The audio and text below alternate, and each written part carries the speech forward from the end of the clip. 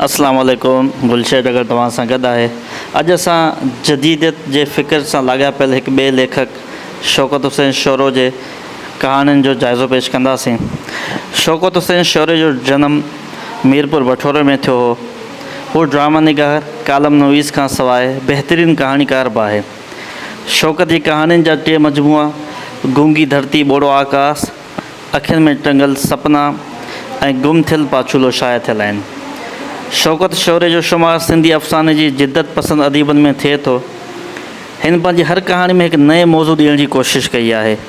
हिन माशरे में फ़र्द जी हैसियत ते गहरी नज़र रखी आहे। बुनियादी तौर ते हू वजूदी फ़िक्र जो हामी आहे।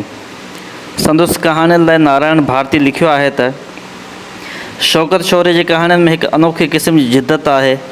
अकेलाइप मौजूदा दौर जो अहम मसइलो आहे।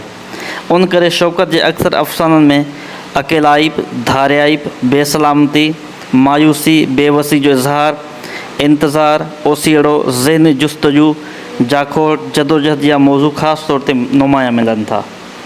शौकत जे उन नज़रिए जे सिलसिले में हिकु ॾिनल माण्हू, टुटल भॻल टहक, दर्द जी राति, अखियुनि में टंगियल सपना, सुरंग वग़ैरह नुमाइंदा अफ़साना आहिनि। अहिड़ी तरह शौकत पंहिंजे कहाणियुनि में सिंधी समाज में मौजूदा मसइलनि ते भरपूर अकासी कई आहे।